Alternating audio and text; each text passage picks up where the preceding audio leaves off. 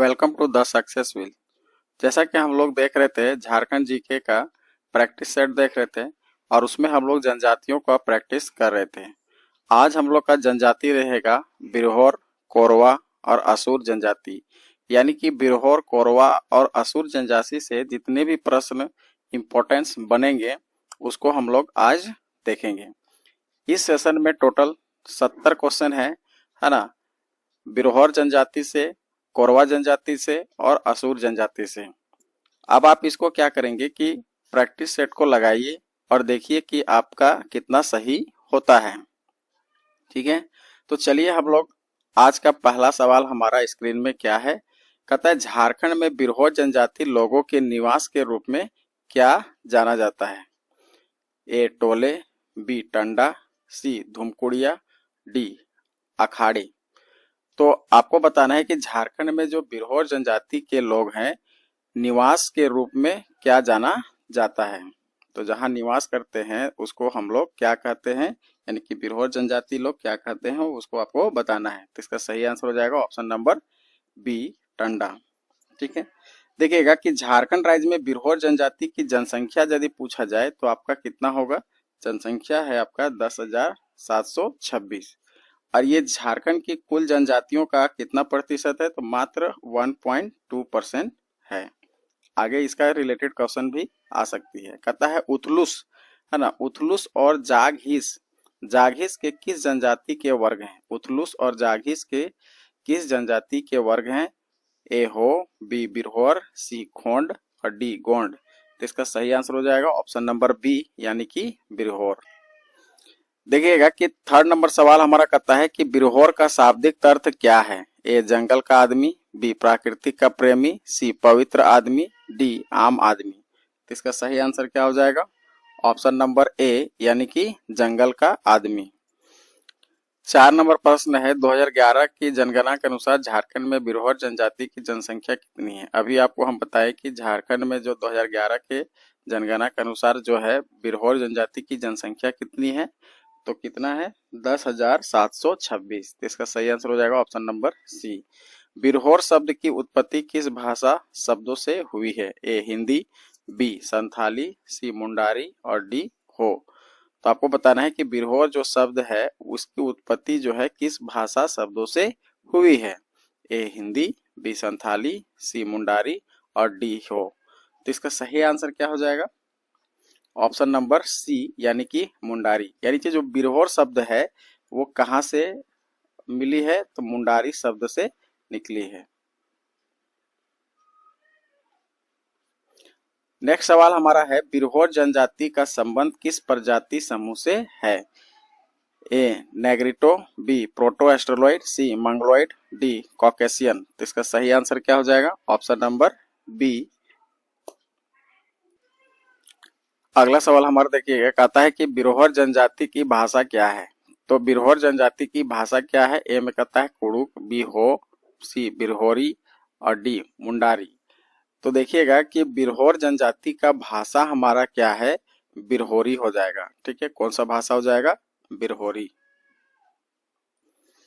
बिरहोर जनजाति स्वयं को किसका वंशज मानते हैं। तो बिरहोर जनजाति के लोग अपने आप को किसका वंशज मानते हैं। ए चंद्रवंशी, बी सूर्यवंशी, सी नागवंशी और डी वानर वंशी। तो इसका सही आंसर क्या हो जाएगा ऑप्शन नंबर बी यानी कि सूर्यवंशी। तो बिरहोर जनजाति अपने आप को कौन सा वंशज मानते हैं, तो सूर्यवंशी मानते हैं। बिरहोर जनजाति की झोपड़ी को क्या कहा जाता है। तो बिरहोर जनजाति में जब झोपड़ी बनाया जाता है तो उसके झोपड़ी को क्या कहा जाता है। ए पक्का, बी कुरहर या कुंभा, सी बोंगा और डी झोपड़ी। तो इसका सही आंसर हो जाएगा ऑप्शन नंबर बी यानी कि कुरहर।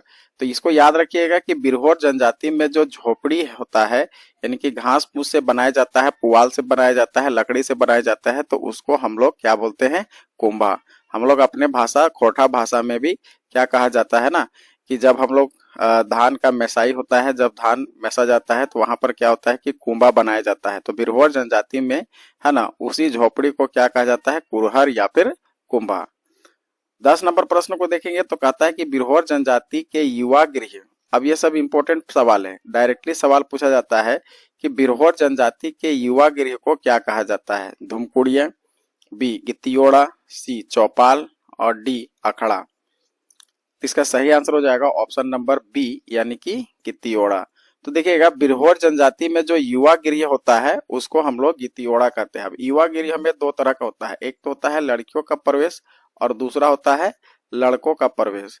तो लड़कों वाला को भी दूसरा नाम से कहा जाता है और लड़की वाला को भी दूसरा नाम से कहा जाता है। तो अब आप देखिए कि लड़की और लड़कों के युवा गृह को क्या कहा जाता है। देखिए तो लड़की के युवा गृह को हम लोग क्या कहते हैं? डिंडी कोड़ी। क्या कहेंगे? डिंडी कुंडी। और लड़कों के युवा गृह को डोंडा कोड़ा कहा जाता है। डोंडा डोड़ा, डोंडा काड़ा कहा जाता है, डोंडा काड़ा। ठीक है। और ऐसे भी देखेंगे तो हमारा युवा गृह को गित्तियोड़ा कहा जाता है, लेकिन जो लड़की का होता है उसको डिंडी कुड़ी और लड़कों का डोंडा कोड़ा कहा जाता है या फिर काड़ा। काठा, ठा है ना, तो डोंडा काठा और इसका डिंडी कुड़ी। याद रखना है, लड़की के युवा गृह को डिंडी कुड़ी और लड़कों का डोंडा काठा। अब देखिए बिरहोर जनजाति में लड़कों के युवा गृह को क्या कहा जाता है? तो अभी आपको बताएं तो डोंडा काठा हो जाएगा। 12 नंबर सवाल कहता है कि बिरहोर जनजाति में सबसे अधिक प्रचलित विवाह का प्रकार कौन सा है? यानी कि बिरहोर जनजाति में प्रचलित विवाह कौन सा विवाह होता है? ए सेवा विवाह, बी पलायन विवाह, सी क्रय विवाह यानी कि सदर बापला और डी में कहता है विनिमय विवाह। तो याद रखिएगा कि जो बिरहोर जनजाति के लोग हैं तो उसमें सबसे ज्यादा सर्वाधिक प्रचलित विवाह हमारा है क्रय विवाह यानी कि सदर बापला। देखिएगा कि बिरहोर जनजाति में जो प्रचलित विवाह है क्रय विवाह, इसके अलावा बहुत सारे विवाह है जिसमें आते हैं पलायन विवाह जिसको हम लोग उधरा उधरी बापला कहते हैं, सेवा विवाह जिसको किरिंग जवाई बापला भी कहा जाता है, विधवा विवाह जिसको सांगा बापला कहते हैं और हट विवाह बोलो बापला भी कहा जाता है और विनिमय विवाह गुआ बापला का भी प्रचलन है इस जनजाति में। अब इस जनजाति में देखिएगा कि बहुत सारे जनजातियों में विवाह का अलग अलग प्रकार है, लेकिन सबसे ज्यादा सर्वाधिक प्रचलित विवाह जो है हमारा है क्रय विवाह, सदर बापला भी कहा जाता है। तो बिरहोर जनजाति में देखिएगा ये इंपॉर्टेंट सवाल है। अगला देखिए कहता है कि उधरा उधरी बापला किस प्रकार के विवाह को कहा जाता है? तो अभी आपको बताएं कि उधरा उधरी बापला पलायन विवाह को कहा जाता है। तो इसका सही आंसर हो जाएगा ऑप्शन नंबर सी। किरिंग जवाई बापला किसे कहते हैं? तो किरिंग जवाई बापला हमारा क्या है? क्रय विवाह, बी है सेवा विवाह, सी है विनिमय विवाह और डी है हठ विवाह। तो इसका सही आंसर क्या हो जाएगा? आगे देखिएगा कहता है कि किरिंग जवाई बापला किसे कहते हैं? ए क्रय विवाह, बी सेवा विवाह और सी विनिमय विवाह और डी हठ विवाह। तो देखिए किरिंग जवाई बापला जो है वो एक प्रकार का सेवा विवाह है। तो ऑप्शन नंबर बी इसका सही आंसर हो जाएगा। 15 नंबर देखिएगा तो बिरहोर जनजाति द्वारा मनाया जाने वाला त्योहार नहीं है। तो देखिएगा कि इनमें से कौन सा त्योहार जो है आपका बिरहोर जनजाति के लोग नहीं मनाते हैं? ए सोहराय, बी कर्मा, सी छठ और डी जितिया। तो इसका सही आंसर क्या हो जाएगा? ऑप्शन नंबर सी यानी कि छठ, यानी कि बिरहोर जनजाति में छठ पूजा नहीं मनाया जाता है। देखिएगा इसके अलावा ये लोग क्या करते हैं कि सोहराय, कर्मा, जितिया, नावाजोम, दलई इत्यादि पर्व मनाते हैं, लेकिन छठ पूजा नहीं मनाते हैं। आगे है बिरहोर जनजाति का प्रमुख वाद्य यंत्र तमक क्या है? बांसुरी, बी ढोल, सी नगाड़ा, डी मंजीरा। इसका सही आंसर हो जाएगा देखिएगा नगाड़ा, यानी कि बिरहोर जनजाति में जो प्रमुख वाद्य यंत्र तमक है वो एक प्रकार का क्या है? नगाड़ा है। बिरहोर जनजाति का कौन सा नृत्य अत्यधिक प्रचलित है? ए छौ, बी डांग, सी झूमर और डी पाइका। तो इसका सही आंसर हो जाएगा ऑप्शन नंबर बी यानी कि डांग। बिरहोर जनजाति की आजीविका का मुख्य साधन क्या है? ए कृषि, बी मछली पालन, सी शिकार एवं खाद्य संग्रहण, डी पशु पालन। तो इसका सही आंसर हो जाएगा ऑप्शन नंबर सी यानी कि शिकार और खाद्य संग्रहण। तो याद रखिएगा कि जो बिरहोर जनजाति में जो आजीविका का मुख्य साधन है तो ये लोग क्या करते हैं? शिकार करते हैं और खाद्य का संग्रहण करते हैं। 19 नंबर सवाल कहता है कि घुमंतु जीवन जीने वाले बिरहोरों को क्या कहा जाता है? ए जांगी, बी धानिया यानी कि थानिया लिखा हुआ है, और सी कहता है उल्थू या फिर भुलियास, और डी में कहता है अस्थाई। तो इसका सही आंसर क्या है? ऑप्शन नंबर सी यानी कि उल्थू या फिर भुलियास। यानी घुमंतु जीवन में जीने वाले जो बिरहोरो होते हैं उसको कहा जाता है उल्थू या फिर भुलियास कहा जाता है। अस्थाई जीवन जीने वाले बिरहोरों को क्या कहा जाता है? ए भुलियास, उल्थू, जांगी या फिर थानिया, और डी में कहता है आदिवासी। तो इसका सही आंसर हो जाएगा ऑप्शन नंबर सी। देखिएगा कि जो अस्थाई जीवन जीते हैं मतलब एक जगह रहते हैं और वहीं से अपना जीवन यापन करते हैं तो उसको हम लोग जांघी या फिर थानिया कहते हैं। बिरहोर जनजाति की भूमि को कितने प्रकार में विभक्त किया गया है? ए 2 प्रकार के, बी 3, सी 4 और डी 5। तो याद रखिएगा कि इनके भूमि को जो है कितने प्रकार में बांटा गया है? तो 3 प्रकार के भूमि में बांटा गया है। अब देखिए ये 3 प्रकार का भूमि क्या है? तो पहला हमारा भूमि का प्रकार है वो है हमारा यथा बेरा। ठीक है, अब यथा बेरा क्या होता है कि यह एक प्रकार का निचली भूमि है। कौन सा भूमि है? निचली भूमि। देखिएगा दूसरा हमारा जो भूमि का प्रकार आता है वो होता है बाद। ठीक है, ये हमारा क्या होता है? बाद, यानी कि ये एक प्रकार का बीच की भूमि होती है। तीसरा जो भूमि का प्रकार है वो है हमारा गोड़ा। ये जो होता है एक प्रकार का उच्च भूमि है, यानी कि जिसको हम लोग टाइड भी कह सकते हैं। ठीक है, तो इसमें जो हमारा अस्थाई जीवन जीने जो बिरहोर जनजाति के भूमि है वो लगभग कितने प्रकार से? 3 प्रकार से बांटा गया है। एक यथा बेरा, दूसरा है बाद यानी कि बीच की भूमि, और तीसरा हमारा है गोड़ा जिसको हम लोग उच्च भूमि कहा जाता है। ठीक है, अब देखिए यहाँ पर सवाल आ गया, कहता है बिरहोर जनजाति में निचली भूमि को क्या कहा जाता है? अभी आपको बताए कि निचली भूमि को क्या कहा जाता है। ऑप्शन में है आपके पास बाद, बी है गोड़ा, और सी है बेरा, और डी है टंडा। तो इसका सही आंसर क्या हो जाएगा? ऑप्शन नंबर सी यानी कि बेरा। बिरहोर जनजाति में भूमि को किस प्रकार की संपत्ति माना जाता है? तो देखिएगा बिरहोर जनजाति में जो होता है भूमि को किस प्रकार का संबंधी यानी कि संपत्ति को माना जाता है? ए निजी संपत्ति, बी सार्वजनिक संपत्ति, सी में कहता है सामुदायिक संपत्ति, और डी है राज्य की संपत्ति। तो इसका सही आंसर क्या हो जाएगा? ऑप्शन नंबर बी यानी कि सार्वजनिक संपत्ति। बिरहोर लोग किस धातु के कार्य में निपुण होते हैं? तो देखिएगा धातु कौन सा धातु के कार्य में निपुण होते हैं? ए सोना, बी चांदी, सी लोहा, और डी तांबा, कांसा और पीतल। तो देखिएगा बिरहोर जनजाति के लोग जो है वो तांबा, कांसा और पीतल के सामान को बनाने में क्या होते हैं? बहुत निपुण होते हैं। तो इसका सही आंसर हो जाएगा तांबा, कांसा और पीतल, ऑप्शन नंबर डी। 25 नंबर सवाल में हमारा कहता है कि बिरहोर जनजाति के प्रमुख देवता कौन है? ए शिव और पार्वती, बी है विष्णु और लक्ष्मी, सी सिंहबोंगा और कांदो बोंगा, और डी में कहता है बूढ़ा बाबा। तो आपको बताना है कि बिरहोर जनजाति में जो प्रमुख देवता है उन्हें क्या कहा जाता है। तो देखिएगा इनका क्या है कि सिंहबोंगा और कादो बोंगा जो है इनका प्रमुख देवता है। आगे देखिए बिरहोर जनजाति के धार्मिक प्रधान को क्या कहा जाता है? ए मुंडा, बी देवाल, सी पाहन, और डी नाय। तो इसका सही आंसर क्या हो जाएगा? Option number D.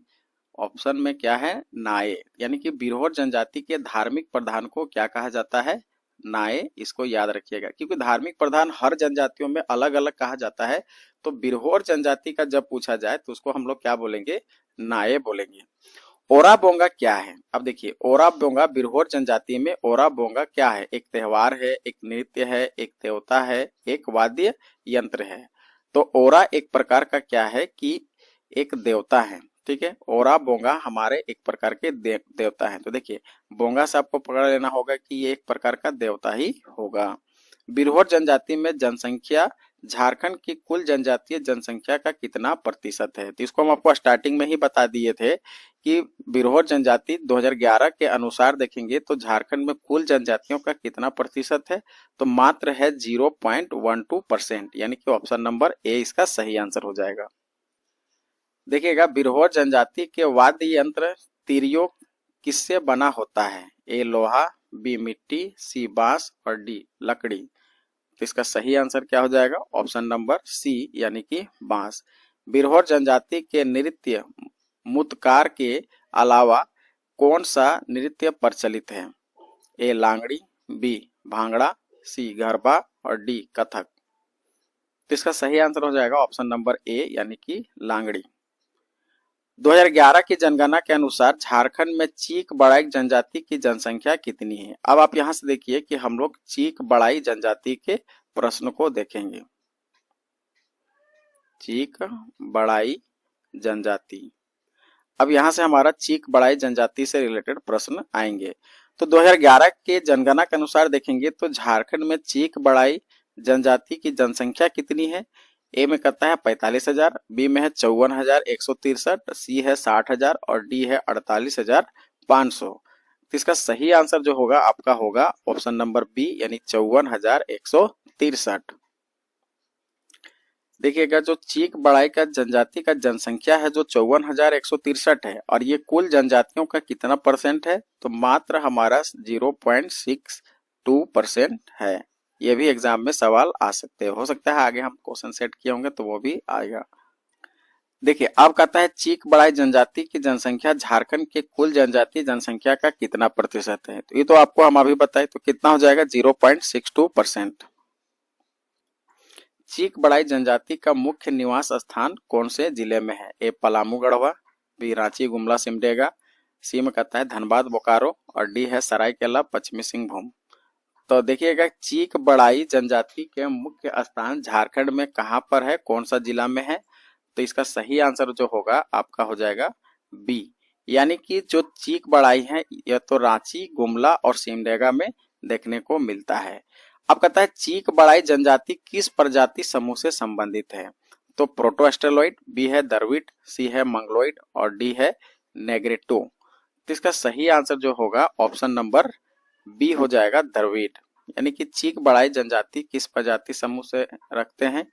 तो द्रविड़ समूह से रखते हैं। अब देखिएगा इनका एक और ध्यान में रखना है कि ये जो है चैवन है ना, चैवन ऋषि जो है का वंशज अपने आप को मानते हैं। ठीक है, यानी कि जो चीक बड़ाई के जनजाति है वो अपने आप को चैवन जो ऋषि था उसका वंशज मानते हैं।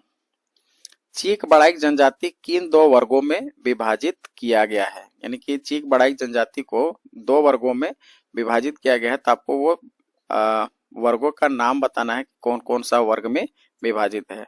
ए कहता है बड़ गोड़ई और छोट गोड़ई, सी में कहता है उच्च वर्ग और निम्न वर्ग, सी में है ग्रामीण और शहरी, डी है बुनकर और किसान। तो इसका सही आंसर जो होगा ऑप्शन नंबर ए होगा बड़ गोड़ई और छोट गोड़ई। देखिए 36 नंबर सवाल हमारा कहता है कि चीक बड़ाई जनजाति का एक प्रमुख गोत्र है। तो अब देखिए चीक बड़ाई जनजातियों में जो है वो गोत्र को कितने भागों में बांटा गया है ये तो पहले समझना है, लेकिन उससे पहले हमारा सवाल कहा गया है कि चीक बड़ाई जनजाति का एक प्रमुख गोत्र कौन है? मुर्मू, हंसदा, तजना और केरकेटा। तो इसका सही आंसर हो जाएगा ऑप्शन नंबर सी यानी कि तजना। अब देखिएगा कि इनका जो गोत्र को है वो 3 भागों में बांटा गया है। कितने भागों में? 3 भागों में। तो पहला जो हमारा होता है तजना, दूसरा गोत्र हमारा है खंभा और तीसरा गोत्र जो है तरनिया। अब इनका गोत्र जो है हमारा 3 पार्ट में बांटा गया है। पहला जो है वो तजना, दूसरा है खंभा और तीसरा हमारा तरनिया है। चीक बड़ाई जनजाति में किस प्रकार का बीवा वर्जित है? ए विधवा बीवा, बी समगोत्रीय बीवा, सी बहिर्गोत्रीय बीवा और डी में है प्रेम बीवा।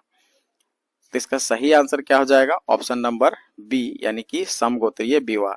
देखिएगा चीक बड़ाई में अधिकतर देखेंगे कि जितने भी जनजातियां हैं वहां पर एक गोत्रीय यानी कि समान गोत्र वाला में शादी विवाह नहीं होता है। उसी प्रकार चीक बड़ाई जनजाति में भी समगोत्रीय विवाह नहीं होता है। आगे देखिएगा कहता है कि चीक बड़ाई जनजाति में किस प्रथा का प्रचलन है? दहेज प्रथा, अनुलोम विवाह प्रथा, सी बाल विवाह प्रथा, वधु मूल्य देने की प्रथा। तो चीक बड़ाई में भी हमारा क्या है कि वधु मूल्य देने की प्रथा है। तो ऑप्शन नंबर डी हमारा सही हो जाएगा। चीक बड़ाइक जनजाति में अखड़ा यानी कि नृत्य स्थल की व्यवस्था कैसी है? बहुत प्रचलित है, नहीं पाई जाती है, केवल त्योहारों पर बनाया जाता है, और डी में कहता है केवल शहरी क्षेत्रों में पाया जाता है। तो देखिएगा कि चीक बड़ाइक जनजाति में जो है अखड़ा यानी कि नृत्य स्थल नहीं पाया जाता है। इस जनजाति में जो है अखड़ा नहीं पाया जाता है। चीक बड़ाइक जनजाति द्वारा मनाया जाने वाला प्रमुख त्योहार क्या है? ओणम, कर्मा, पोंगल, बिहू। तो चीक बड़ाइक जनजाति में जो है मुख्य पर्व जो है हमारा कौन सा मनाया जाता है? तो देखिएगा ऑप्शन नंबर हमारा क्या हो जाएगा? बी यानी कि कर्मा। चीक बड़ाई के लोग जो जनजाति के लोग हैं वो कर्मा को क्या करते हैं? बहुत अच्छे तरीके से मनाते हैं। देखिए चीक बड़ाई जनजाति में मुख्य आजीविका का साधन क्या है? ए कृषि, बी शिकार, सी कपड़ा बुनना, डी में मछली पालना। देखिएगा तो जो कि चीक बड़ाई जनजाति में मुख्य आजीविका का साधन है तो हमारा कपड़ा बुनना। ये लोग क्या करते हैं कि हाथ से, है ना, हाथ से बने कपड़ों का जनक भी कहा जाता है ये लोग को। इस जनजाति में जो है कि अधिकतर कपड़े बनाने का कार्य करते हैं। चीक बड़ाइक जनजाति को किस उपनाम से जाना जाता है? जंगल के रक्षक, हाथ से बने कपड़ों का जनक। तो देखिए यही आंसर हो जाएगा, हाथ से बने कपड़ों का जनक। बाद बाकी हमारा कला का संरक्षक, पर्वतों का निवासी, ये सब नहीं होगा।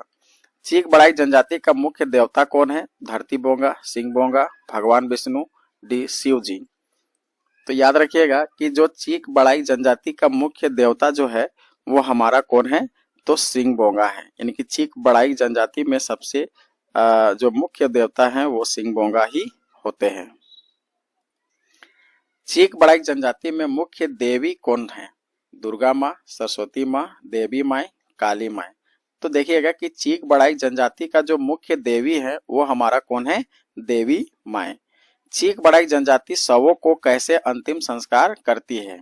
दफनाती है, जलाती है, जल में प्रवाहित करती है, पेड़ों पर रख देती है। तो इसका सही आंसर जो होगा ऑप्शन नंबर ए यानी कि दफनाती है। दफनाने का मतलब है कि उसको गड्ढा करके उस जो हमारा क्या होता है शव, उसको डाल दिया जाता है, और जलाने का मतलब है लकड़ी दे के उसको जलाना।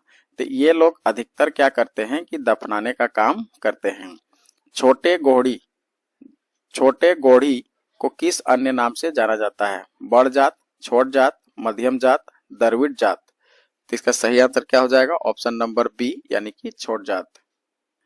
देखिएगा चीक बड़ाइक जनजाति के लोगों को मुख्य पेशा क्या है? लोहार का काम, बढ़ई का काम, सी में है बुनकरी का काम, और डी में है मिट्टी बर्तन बनाना। तो चीक बड़ाइक जनजाति के लोगों का मुख्य पेशा देखा जाए तो क्या करते हैं ये लोग? अधिकतर बुनकरी का काम करते हैं, यानी कि कपड़ा बुनने का काम करते हैं। चीक बड़ाइक जनजाति की सामाजिक संरचना में क्या अनोखी बात है? इसकी अपनी पंचायत व्यवस्था है, इसका अपना अखड़ा नृत्य स्थल है, इसमें ना तो अखड़ा है और ना ही पंचायत की व्यवस्था है, इसकी अपनी सेना होती है। तो इसका सही आंसर जो होगा ऑप्शन नंबर सी हो जाएगा। अभी आपको हम बताए थे कि इसमें ना ही अखड़ा होता है और साथ में ना ही इनका कोई पंचायत का व्यवस्था है। तो ऑप्शन नंबर सी इसका सही आंसर होगा। 49 नंबर प्रश्न को देखेंगे तो कहता है कि निम्नलिखित में से कौन सा त्योहार चीक बड़ाइक जनजाति द्वारा मनाया जाता है? ए ईद, बी क्रिसमस, सी सूर्याही, और डी गुरु पर्व। तो इसका सही आंसर जो होगा ऑप्शन नंबर क्या हो जाएगा? सी हो जाएगा, सूर्याही। यानी कि ये लोग जो है चीक बड़ाई की जनजाति के लोग सूर्याही पूजा करते हैं। अब देखिए यहाँ से हमारा जो सवाल स्टार्ट हो रहा है 50 नंबर से, वो हमारा जो रहेगा असुर जनजाति से रहेगा। ठीक है, असुर जनजाति से जितने भी तरह के प्रश्न बन सकते हैं और आने वाले एग्जाम में जो मोस्ट इम्पोर्टेंट प्रश्न है उसको हम क्या किए हैं? कलेक्ट करके लाए हैं। याद रखिएगा ये वीडियो सेशन से बहुत सारे प्रश्न जो है आपके आगामी एग्जाम में डायरेक्टली पूछे जाएंगे। भले ऑप्शन चेंज हो सकता है लेकिन प्रश्न जो है आपका एकदम एक्यूरेट मिल जाएगा। इसलिए इस वीडियो को पूरा अंत तक देखें जिससे आपका पूरी तरह से फायदा होगा। 2011 की जनगणना के अनुसार झारखंड में असुर जनजाति जनसंख्या कितनी है? तो सबसे पहला तो यही पूछा जा सकता है। तो ऑप्शन में है 22,459, बी है 25,000, सी में है 20,123 और डी है 28,745। इसका सही आंसर जो होगा ऑप्शन नंबर ए हो जाएगा 22,459। अब अगला प्रश्न कहता है कि असुर जनजाति की जनसंख्या झारखंड की कुल जनजाति जनसंख्या का कितना प्रतिशत है? 0.25, 0.50, सी में कहता है 1.25, डी में है 2.00 यानी कि 2%। तो इसका सही आंसर जो होगा ऑप्शन नंबर क्या हो जाएगा? ए यानी कि 0.2%। देखिए, असुर जनजाति को किस प्रजातीय समूह से संबंधित माना जाता है? ए नेग्रिटो, बी प्रोटोएस्टेरॉइड, सी मंगलोइड और डी द्रविड़। तो इसका सही आंसर जो होगा ऑप्शन नंबर बी हो जाएगा प्रोटोएस्टेरॉइड। असुर जनजाति को किस अन्य नाम से जाना जाता है? आदिदेव, पूर्वादेव, वनदेव, नागवंशी। तो इसका सही आंसर हो जाएगा ऑप्शन नंबर बी यानी कि पूर्वादेव। असुर जनजाति को किस सभ्यता का प्रतिष्ठापक माना जाता है? वैदिक सभ्यता, सिंधु घाटी सभ्यता, मेसोपोटामिया सभ्यता, हड़प्पा सभ्यता। तो इसका सही आंसर जो हो जाएगा ऑप्शन नंबर बी है ना, तो सिंधु घाटी सभ्यता। याद रखिएगा कि असुर जनजाति जो है वो सबसे प्राचीनतम सभ्य है ना जनजाति है, यानी कि असुर जनजाति जो है वो क्या है? प्राचीनतम जनजाति है।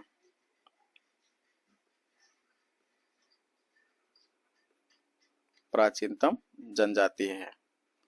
अब देखिए, सूरी भाषा को है ना, यहाँ पर असुरी होगा। असुरी भाषा को किस अन्य नाम से जाना जाता है? ए खड़िया, बी मुंडारी, सी माले और डी कुरमाली। इसका सही आंसर जो होगा ऑप्शन नंबर सी हो जाएगा माले। कहता है ऋग्वेद में असुर जनजाति के लिए अनास शब्द का क्या अर्थ है? स्पष्ट बोलने वाला, चिपटी नाक वाला, लौह दुर्ग निवासी, भिन्न आचरण करने वाला। तो ऋग्वेद में असुर जनजाति को आनस शब्द का क्या अर्थ बताया गया है? तो देखिएगा, इसका सही आंसर जो होगा ऑप्शन नंबर बी में होगा, चिपटी नाक वाले। यानी कि अधिकतर देखेंगे कि असुर जनजाति वाले का क्या होगा कि नाक थोड़ा सा चपटा रहेगा। जैसा आप नेपाली लोग को देखते हैं कि नाक थोड़ा सा चपटा रहता है, तो उसी तरह असुर जनजाति के लोग अधिकतर क्या होता है कि चिपटी नाक होते हैं। इसलिए ऋग्वेद में इसे क्या कहा गया है? चिपटी नाक वाले। ऋग्वेद में असुर जनजाति के लिए मृदवाच शब्द का क्या अर्थ है? स्पष्ट बोलने वाला, चिपटी नाक वाले, लौह दुर्ग निवासी, भिन्न आचरण करने वाले। तो इसका सही आंसर जो होगा ऑप्शन नंबर ए हो जाएगा, स्पष्ट बोलने वाले। 58 नंबर सवाल हमारा कहता है कि असुर जनजाति का सर्वाधिक निवास स्थान किस जिले में है? ए लातेहार नेतरहाट के पाट क्षेत्र में, बी रांची, सी गुमला और डी पलामू।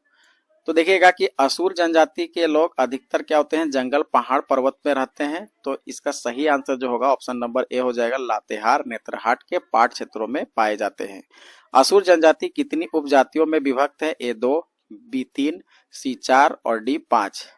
तो असुर जनजाति के लोग जो है वो निम्न 3 उपजातियों में विभक्त हैं। अब देखिएगा, इनका जो 3 उपजातियां हैं, कौन कौन उपजातियां हैं? तो पहला यथावीर और दूसरा जो हमारा है अगरिया,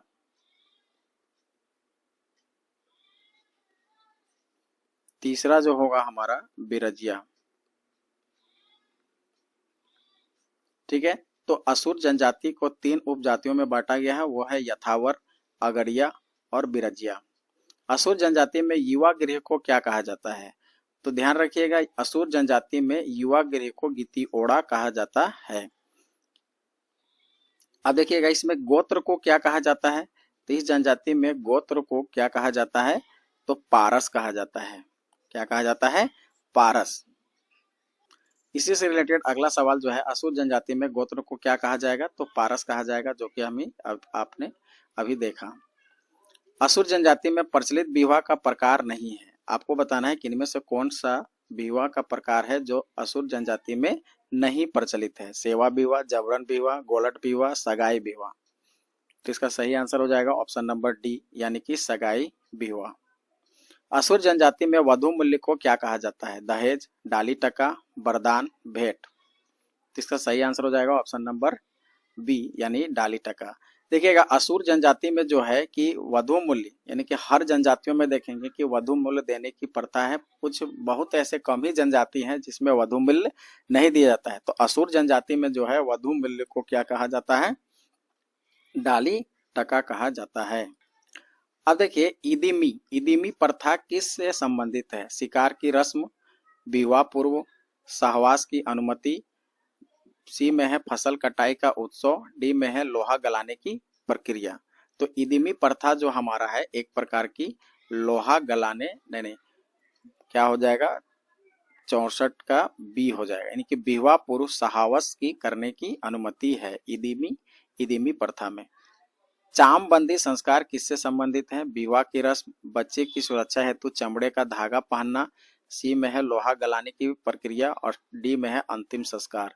तो इसका सही आंसर जो होगा ऑप्शन नंबर क्या हो जाएगा कि जो चामबंदी होता है वो क्या होता है कि चमड़े का एक क्या होता है कि कुछ मदोली जैसा बना के है, तो क्या होता है कि चमड़े का धागा पहनाना उन लोग का एक प्रथा है। तो क्या हो जाएगा चामबंदी, बच्चे की सुरक्षा हेतु चमड़े का धागा पहनाना। देखिए 66 नंबर सवाल हमारा कहता है कि असुर जनजाति का प्रमुख पेय क्या है? ए चाय, बी दूध, सी हड़िया या बोथा या झरनुई, डी में कहता है फलों का रस, है ना। तो इसका सही आंसर जो होगा ऑप्शन नंबर सी हो जाएगा, हड़िया या फिर बोथा या झुरनी कहा जाता है असुर जनजाति का प्रमुख पेय पदार्थ है। अधिकतर जनजातियों में से वो पेय पदार्थ है जो कि हड़िया होता है। ठीक है, तो हड़िया कैसे बनता है? तो जो होता है कि भात यानी कि जो चावल से बनता है भात, भात को गलाने के बाद यानी कि 1 से 2 दिन उसको छोड़ दिया जाता है, उसको फिर है ना हाथ से पूरा अच्छे तरीके से मथा जाता है और मथने के बाद उसको फिर पेय पदार्थ बनाया जाता है जिसे हम लोग हड़िया कहते हैं, है ना। अब देखिए 67 नंबर सवाल करता है कि असुर जनजाति की पारंपरिक आजीविका साधन क्या है? ए कृषि, बी शिकार, सी लोहा गलाना और डी में कहता है बुनकरी। इसका सही आंसर जो होगा ऑप्शन नंबर सी हो जाएगा। देखिए असुर जनजाति में अधिकतर लोग क्या करते हैं कि लोहा गलाने का काम करते हैं। असुर जनजाति का सर्वोच्च देवता कौन है? तो असुर जनजाति का जो सर्वोच्च देवता कौन है? ऑप्शन में आपके पास सिंगबोंगा, धर्मेश, सिगोगा और देवी माई। तो असुर जनजाति का जो होगा सर्वोच्च देवता जो हमारे हैं कौन है?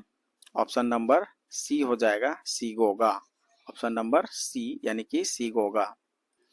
देखिएगा सिगोगा क्या ये सिंगबोंगा ही, सिंगबोंगा ही होगा। ठीक है, सिंगबोंगा ही होगा, सिंगबोंगा। ये सही हो जाएगा। अब देखिए 69 नंबर सवाल हमारा क्या कहता है कि असुर जनजाति की संस्कृति को क्या कहा जाता है? वैदिक संस्कृति, मय संस्कृति, हड़प्पा संस्कृति, आदिवासी संस्कृति। तो इसका सही आंसर हो जाएगा ऑप्शन नंबर बी यानी कि मय संस्कृति। अब कहता है कुर्सी पर्व किसके लिए मनाया जाता है? नई फसल के आगमन पर, लोहा गलाने के उद्योग की उन्नति हेतु, वर्षा ऋतु के आगमन पर और डी में कहता है शिकार की सफलता पर। तो इसका सही आंसर हो जाएगा ऑप्शन नंबर बी यानी लोहा गलाने के उद्योग की उन्नति के हेतु क्या होता है कि कुर्सी पर्व मनाया जाता है। अब देखिए इसके अलावा आप जानेंगे तो कहता है कि असुर जनजाति में धार्मिक प्रधान को क्या कहा जाता है? असुर जनजाति में धार्मिक प्रधान, धार्मिक प्रधान को बैगा कहा जाता है। क्या कहा जाता है? बैगा कहा जाता है। इसके अलावा देखेंगे जादू टोना करने वाले व्यक्ति को क्या कहा जाता है? जादू टोना करने वाले व्यक्ति को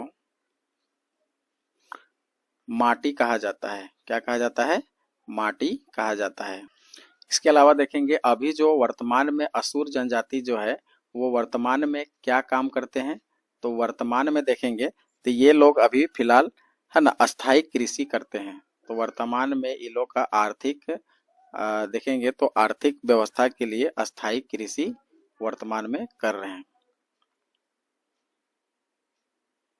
और इनके अखरा स्थल को क्या कहा जाता है? तो अखरा को कहा जाता है, अच्छा अखरा जो है ये नृत्य स्थल को कहा जाता है, जहां पर ये लोग नाचते गाते हैं उसको हम लोग अखरा कहा जाता है। और इस जनजाति में जो है वो मातृसत्तात्मक, ये सब क्वेश्चन आपका एमसीक्यू में नहीं है इसलिए आपको बता दे रहे हैं। तो मातृसत्तात्मक होता है, जनजातियों का परिवार मातृसत्तात्मक होता है। केले के पौधे, देखिएगा कि केले का पौधा ये लोग नहीं लगा सकते हैं। केले के पौधा को लगाना वर्जित माना जाता है। तो किसके लिए वर्जित है? युवा के लिए, यानी कि युवा लोग जो है, ये युवा या बच्चे केले का पौधा लगाने में वर्जित किया गया है असुर जनजाति में। अब देखिएगा इस जनजाति में रात के भोजन को क्या कहा जाता है? रात के भोजन को क्या कहा जाता है? छोटू जोमेकू कहा जाता है। छोटू जोमेकू, ठीक है। और दिन के भोजन को क्या कहा जाता है?